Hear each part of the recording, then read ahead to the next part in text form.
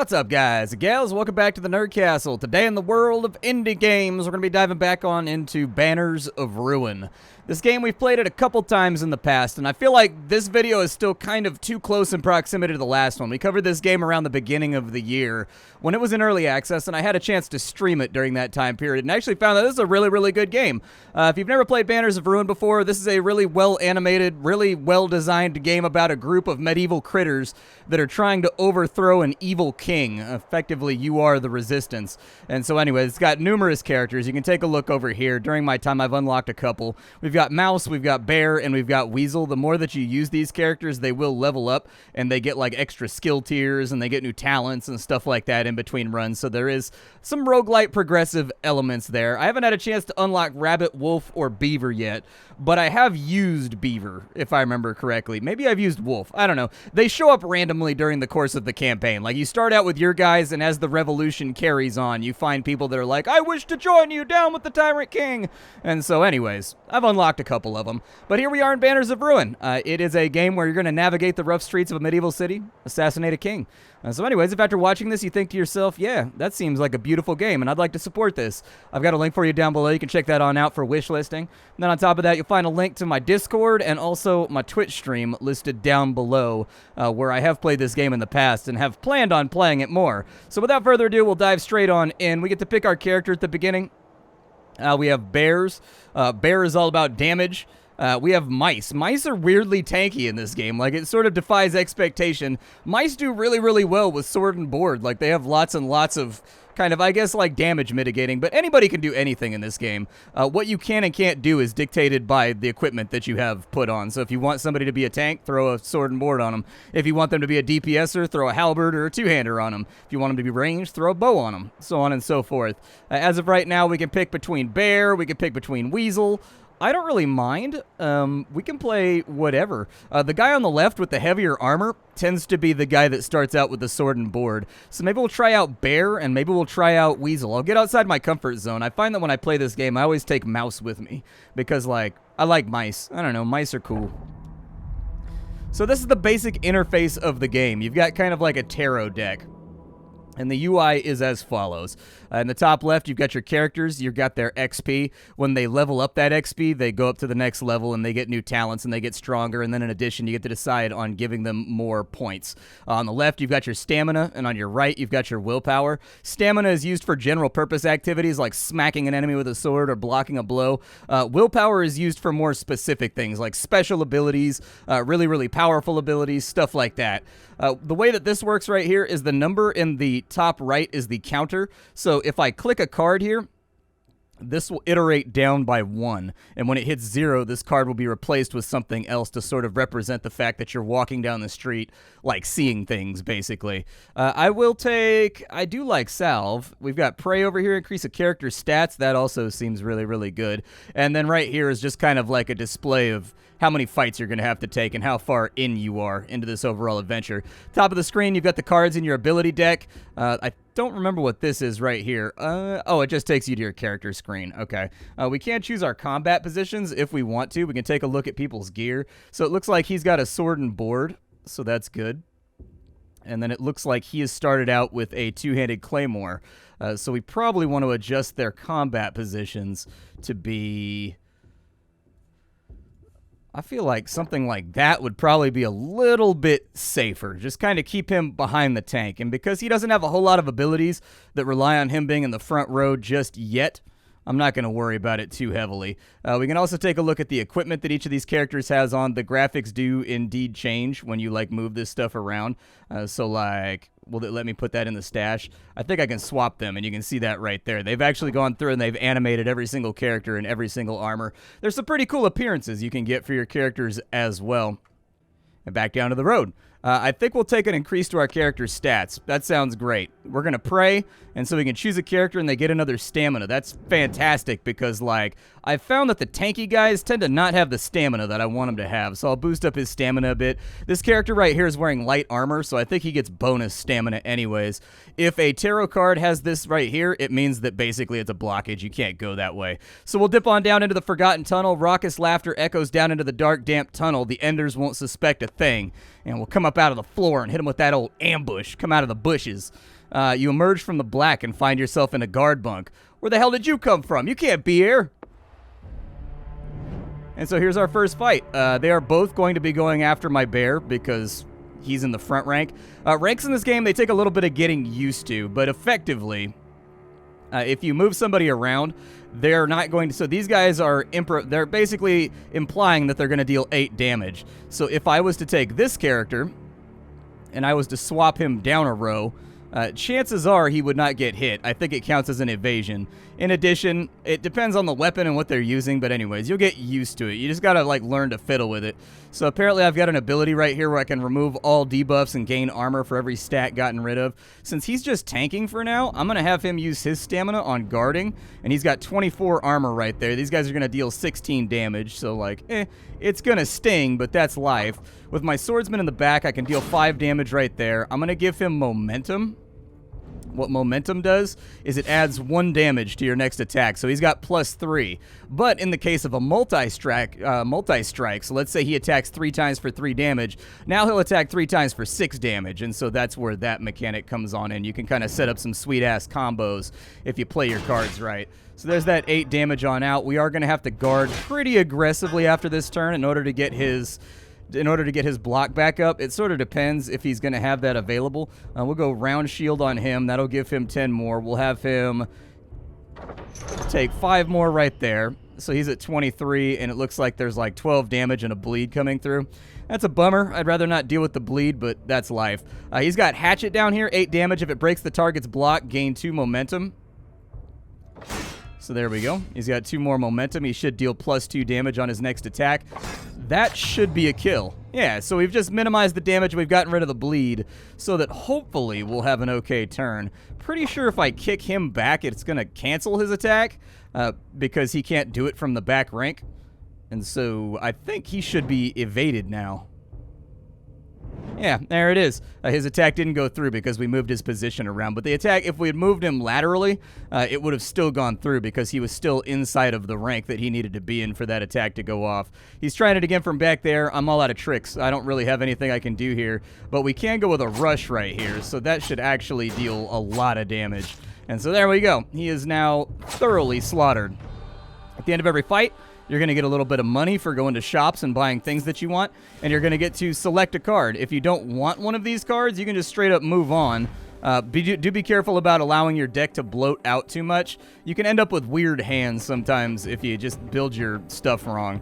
We've got Field Dressing, which gets rid of wounds. We've got Vanguard. I like Vanguard a lot because it's just free damage.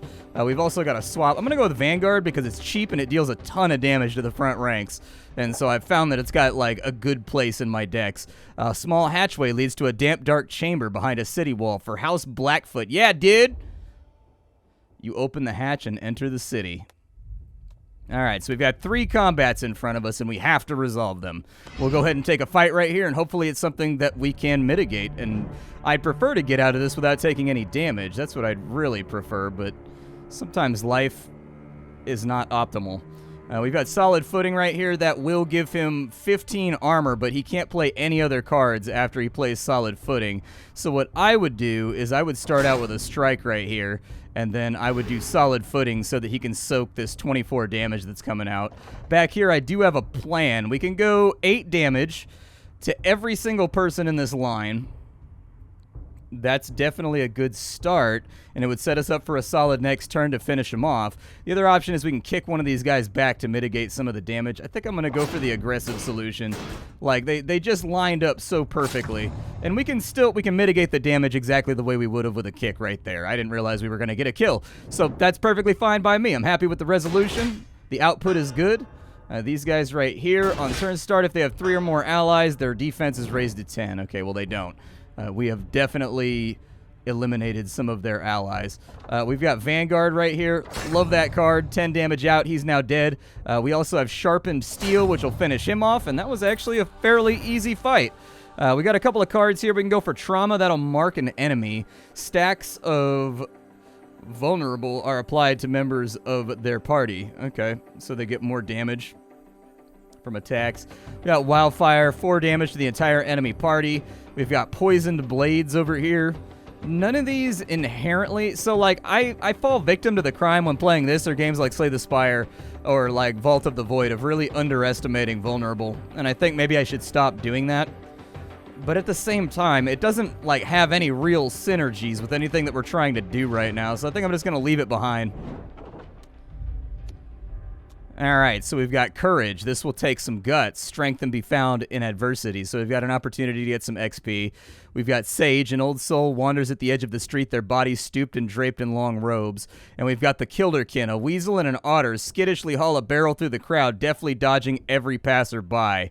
Okay, so we can either go to a shop and buy some stuff, we can talk to a sage to modify our deck, or we can be given an opportunity to improve one of our characters. Now, just note that oftentimes courage cards, they come with a cost. Like, this is your characters effectively being selfless and playing the hero, and so they may have to take some damage, they may take some debuffs in order to get that overall level up. So, like, we can try it.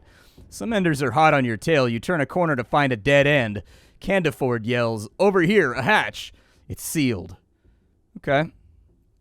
We can force it open right here, which will force us. So we'll lose 10 health, but he will gain 1 stamina permanently. I'm going to do it. He's pretty safe in the back line. Candiford exhaustedly bludgeons the lock with their weapon, and when it finally thunders open, they holler, "Quick, get in." As Candiford begins to heave the doors shut, a deft arrow finds its mark in their shoulder. You disappear into the shadows. That is a big chunk of his health, though. But healing stuff does come up every now and again, like exactly, like right there. So we can get a weapons cache. If you're not happy with the weapons that you're currently wielding, you can get a new one from the weapons cache. We can still talk to the sage, or we can heal our characters. I'm going to heal our characters to make that buff free. That actually worked out perfect. I have trouble thinking of times. Ew, gross. Okay, so we've got 2 combats and an elite combat. The elite combats, they tend to give you a bunch of gear. Like, they tend to give you, like, a lot of stuff that you actively want in order to make it, but they are quite a bit harder. If you know the game's mechanics, these are not as bad as they sound, but you can still just kind of have, like, a bad streak of cards and get annihilated, just like any other deck-building game. So, in all honesty, since we're kind of early on, I'll probably take a normal fight and see how that goes. These guys aren't going anywhere for a while, so we've got plenty of time to ruminate on it. We've got scimitar-wielding rabbits. Okay. Go ahead and block. You're definitely going to need it.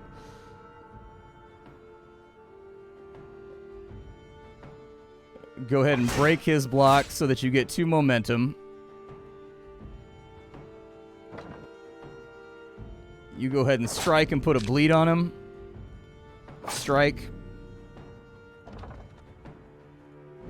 And just get that free momentum right there. 8, 8, and 8. Okay, so he's going to take some damage no matter what we do here. We just didn't draw enough defensive cards to make it happen. I was hoping maybe I could burn somebody down here. Oh, and I'm vulnerable now, too. I didn't realize I had vulnerability. Okay, so he's going to get absolutely smashed on this turn. This guy's going to do like 10 damage. Yep, there it is. Okay, one thing at a time. It's all right. We can do this. He's got round shield up, so we can get some more armor up on him. We can also use take cover on him to soak another turn. So that's fine.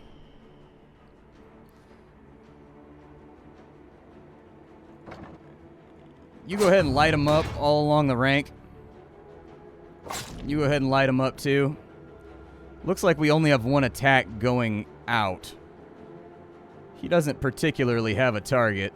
Play solid footing. That gives him just an absolute grip of defense in exchange for the rest of his turn.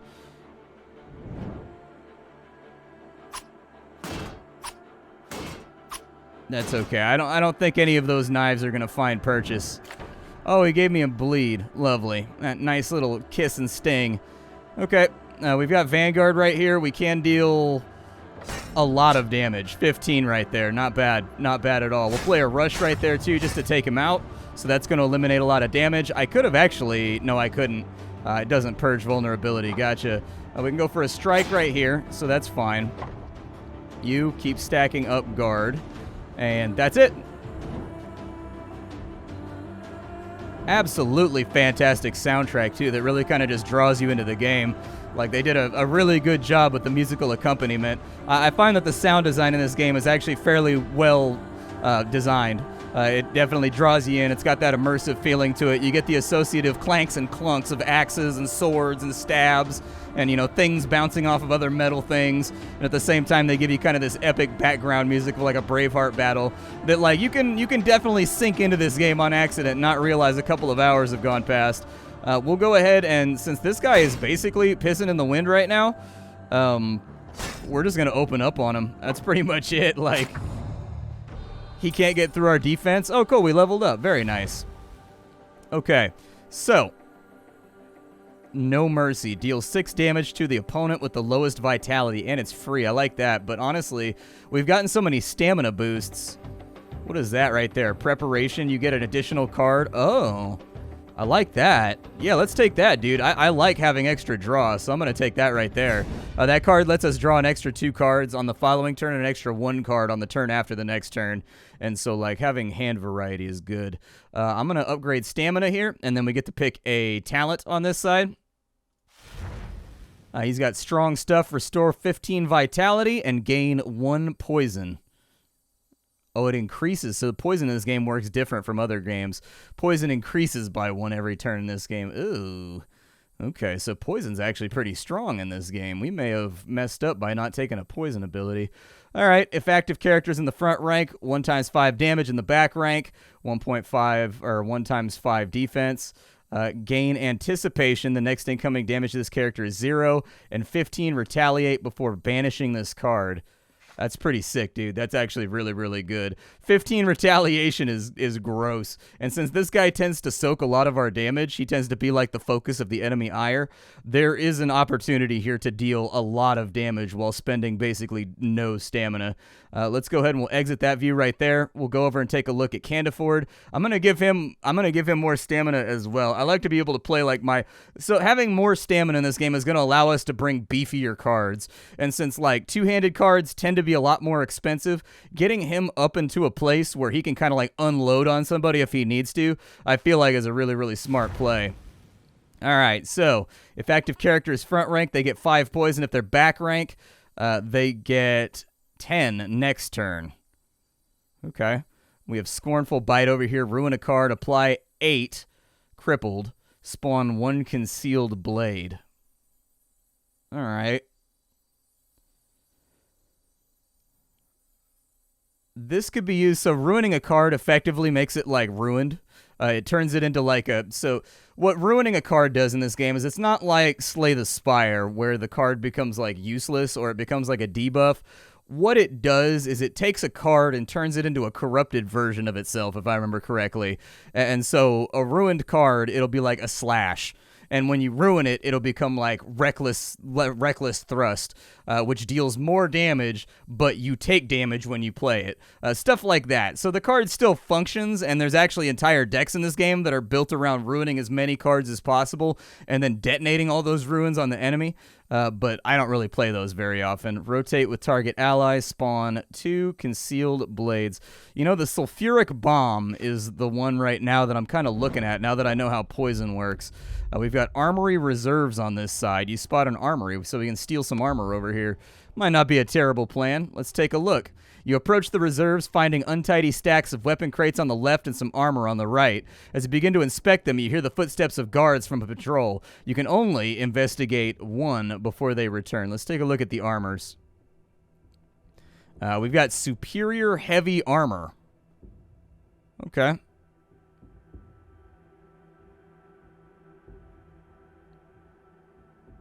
So it gives us 2 winded. Or it gives us 1 winded. So his stamina for effect while wearing this armor will be 3 instead of being 4. I'm going to take both of them just in case we find a new character that is predisposed to heavy armor.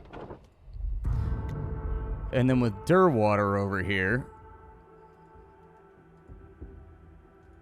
we'll take a look at our characters. And Durwater, I would love for you to throw on the plate mail. So there we go. He's now ready to rock. He gets 38 armor at the beginning. Wait, so that's the superior one? What is that one right there?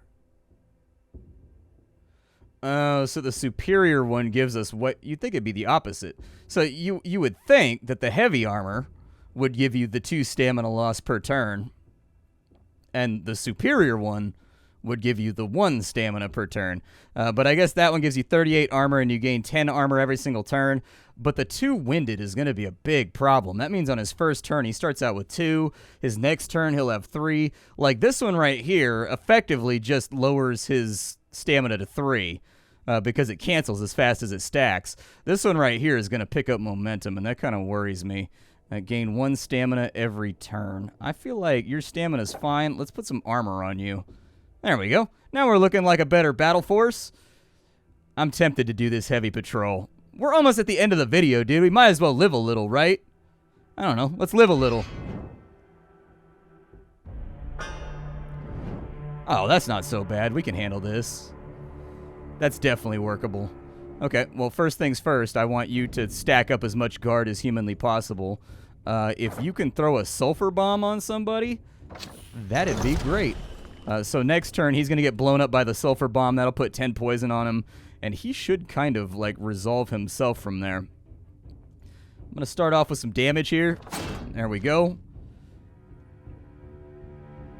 Pretty much everybody's attacking him. He's got 13. He's got 21 damage going out. Okay.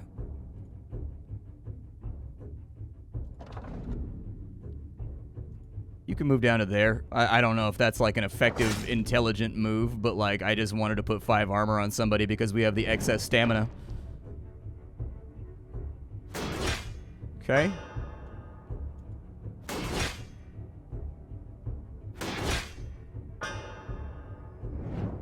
I feel as though this is all manageable, and it's all going to be okay. This heavy patrol isn't nearly as bad as I thought it was going to be. So we've got gain that. Are you guys all attacking him this turn?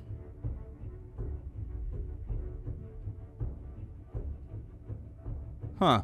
I don't really have any indication that attacks are going to be going out. Kill him.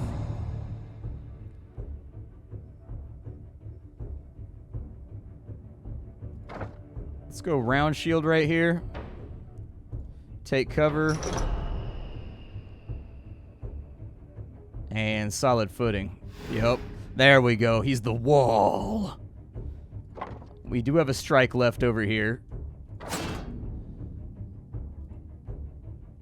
Retaliate, if I remember correctly, does not hit ranged enemies. And since the ranged enemy is the only one really going after him, I don't think that's going to work. Yeah, for whatever reason, these guys didn't do anything on their turn. I'm kind of vexed about that. I don't know why they didn't do anything on their turn. But they didn't do anything on their turn. Alright, let's see here. So, I can kick you to get you off of him. I do want to run calculating strikes so that we can get that extra draw right there on the following turn. If you can break somebody's armor and get momentum, that'd be fantastic. Go ahead and guard yourself for, like, 5. Like, you're kind of out in the open right now. There's a chance that you might get touched a little bit. And in the case that you do get touched, I'd prefer that we not be rolling on the ground, gurgling and bleeding and feeling bad about ourselves. Alright, so they're all attacking him, so I feel like false opening might be a good play right here. We'll go ahead and do a feint. We can discard a card to gain momentum. But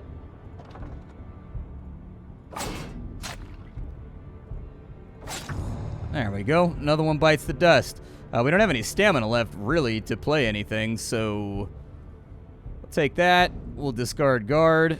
You'll get a little bit of momentum for some extra damage next turn. He's got a normal rudimentary strike that he can throw out. I think I killed the guy that was attacking him, though, so, like, the retaliate was kind of pointless. I probably should have focused my damage on this guy, and then this guy would have attacked, and the retaliation would have killed him. But like I said, here on the internet, it's not my job to be good at games. It's to show you guys games so that you can go get them and be good at them. Let's see here. I mean, that's an easy kill.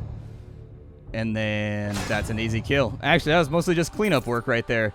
We've got a card, so we can get another rush on in here. There's a heavy blow, which is weapon damage plus 8. So that should deal like 16 damage if you use it on the two-hander guy, if I remember correctly. I think the longsword has a +8 to damage. So that seems like it might work. Rush is always good if you're doing like a momentum focus deck. But are we doing a momentum focus deck? Kind of waiting to see what comes up, but I'm going to go with heavy blow because it's awesome. Alright, so we got equipment because we did the heavy patrol. They've got a club right there, and they've got a bow. I think I'll take the bow. The consequences of that superior heavy armor, I think, are too large. Like, that two-winded every turn just does not work for me. Like, that's just bad. I may be missing something here. He does have an ability where he can remove all of his winded stacks, so I suppose when it gets bad enough, he could burn his willpower in order to clear it and get some free armor. So maybe that's the rotation that they're thinking of, is you let it stack up to like a 4 or a 5, and then you banish it for like 15 armor and start over fresh on the next turn. It's an interesting observation, but I just don't know if I trust it. I'm going to take the weapons for right now. Alright, so the heavy patrol is gone.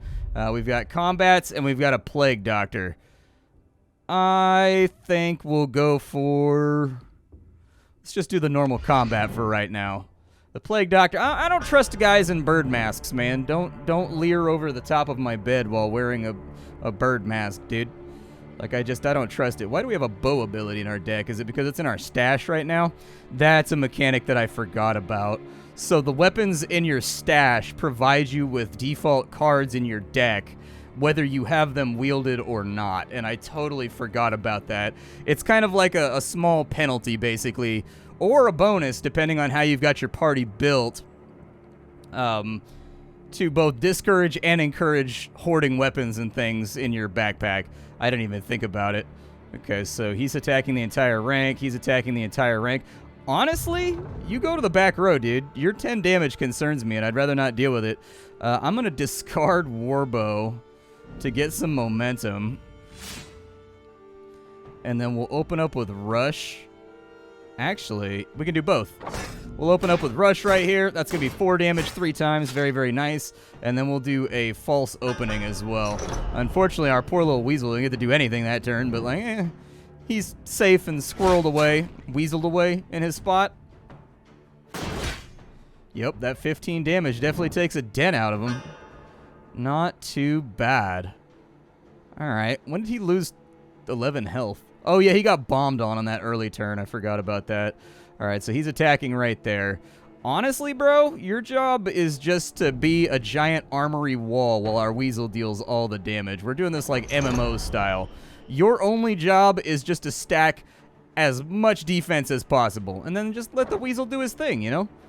You've got 1 left, so we can Vanguard that guy, which means that I can longsword these dudes, and one of them will go down. Sulfuric Bomb can go to the back rank so that we get poison on him, and he'll only survive 2 turns with that poison on him. So that gives us time to deal with this guy, and then we can also kind of finish him off when the time allows for it.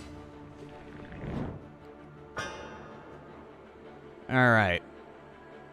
Just keep playing. Oh, no, that was the wrong person. I had the wrong person selected. Okay. Let's go with solid footing over here because there's not really much else for you to do this turn anyways. We will have a strike, and we will have a Vanguard. Now that he's got heavier armor, I'm somewhat tempted to move him up to the front ranks, but he's only got like 19 or 20, and so I feel like the enemy's going to burn through that pretty fast if they focus fire him, and that sort of makes me feel nervous. I'm not a big fan of it.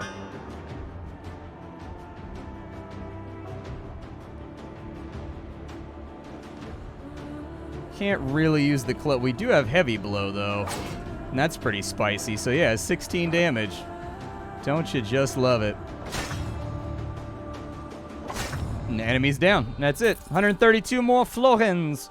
Let's see. We've got Terrible Wound. Deal 4 damage to Vitality and apply a wound. Oh, their bleeding no longer stops. Okay, we've got Remove All Bleeds from an ally. Add 5 armor. Okay, No Mercy. Deals 6 damage to the opponent with the lowest vitality. I do like that card. I want to put a few more things in the deck that generate more draw. We've got a Merchant in Trouble. We've got a Helping Hand, so we can get provisions. Or a Crossroads is a special card. It wipes everything on the board and gives you 3 fresh cards, in case you were wondering. Yeah, this is Banners of Ruin. I think this game is really, really great. I think they've got the progressive elements really designed well, in that, like, every run doesn't feel pointless. Like, even when you have a bad run where things don't go your way, the characters that you use, they still level up in between runs and get stronger independently of their in-game level. And then on top of that, you also unlock new characters. You find new companions that play a little bit differently. I think they've got a very, very nice mix of deck building, RPG, style, substance, aesthetic, sound design. I find it hard to really find anything to complain about with this game. I've put 5 or 6 hours into it, and I think it's a pretty cool title. If you wanted to see more, I'll probably stream it at some point this week so that we can all dive in and experience it together in an unadulterated 4-hour format. But other than that, my name is Splattercat. I sift through the pile to find what's worthwhile in the world of indie games every single day so you don't have to. Today up on the chopping block, it was Banners of Ruin, and tomorrow it will more than likely be something else. Thank you for hanging out. I appreciate all of you for taking the time every single day to come check out my videos. Without all of you, I wouldn't get to do this every single day, and this is like my dream job, and so it's kind of a symbiotic relationship. I can't do this without you guys, and then, you know, I provide you guys with sort of a filter for all the indie games that are coming out on Steam. See y'all later. Bye, everybody.